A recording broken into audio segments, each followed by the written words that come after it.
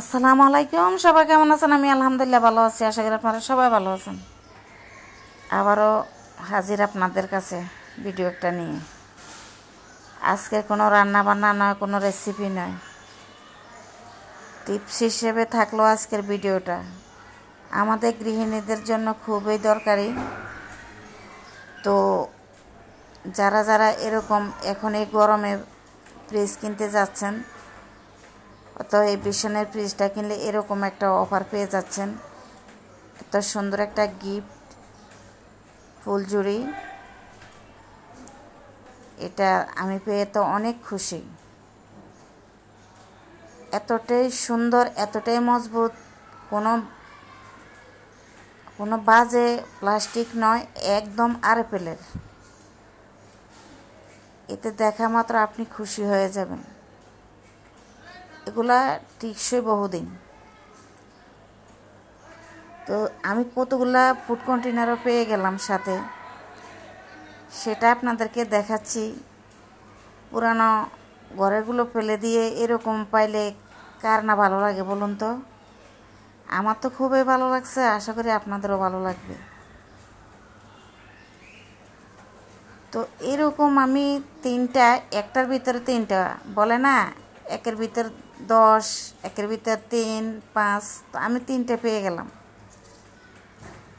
আপনি এগুলাতে চা পাতি, চিনি, দুধ তিনটাই রাখতে পারেন, সাজিয়ে রাখতে পারেন।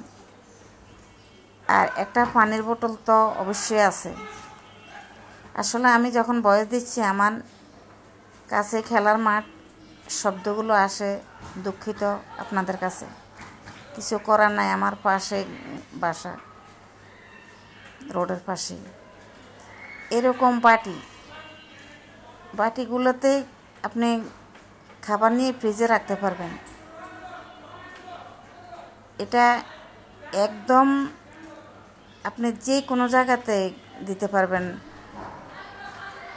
ফ্রিজে তো রেখে দিতে পারবেন, তারপরে ওভেনেও দিয়েও আপনি খাবারগুলো গরম করতে পারবেন। এতটাই ভালো প্লাস্টিকটা। আমার কাছে তো খুবই ভালো লাগছে, আনন্দ লাগছে। আমি যখন ভিডিও করছিলাম তখন আমি নিজে নিজে হাসাহাসি করছি। তারপরে দেখতে পাচ্ছেন এই বক্সটা কত বড়। এটাতে আপনি চাইলে চাউলও রাখতে পারেন, চাইলে আপনি আটা ময়দাও রাখতে পারেন, যে কোনো কিছু রাখা যায়। বাইরে থেকে দেখতে একদম আকর্ষণীয় লাগবে এরকম সাজিয়ে রাখলে। তো আমি তো অলরেডি দুধ নিয়েই ফেলেছি একটার মধ্যে। আমার যদিও কন্টেনার বড়, দুধ কম, আমি একটা নিয়েই ফেলছি। আর একটাতে চিনি ঢেলে দিব, সেটাও আপনাদের সাথে শেয়ার করছি। খুবই ভালো লাগছে। পুরনোগুলো আজকে ফেলে দেব, যেহেতু এগুলো পেয়ে গেছি। আর প্লাস্টিক অনেক দিন ব্যবহার করা ভালো না। আসলে কি বলবো, আমি কিন্তু অত বেশি প্লাস্টিক ব্যবহার করিনি। আমার জারগুলো বেশিরভাগই এগুলো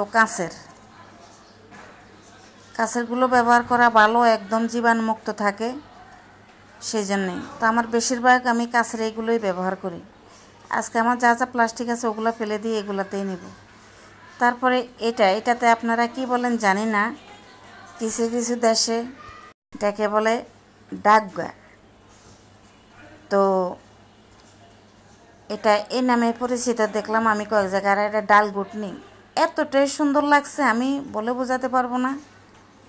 দেখতেই পাচ্ছেন আমি এখনই ডাল গোটা শুরু করে দিয়েছি, অথচ এখানে আমার ডালও নেই, চুলা নেই, কিছুই নেই।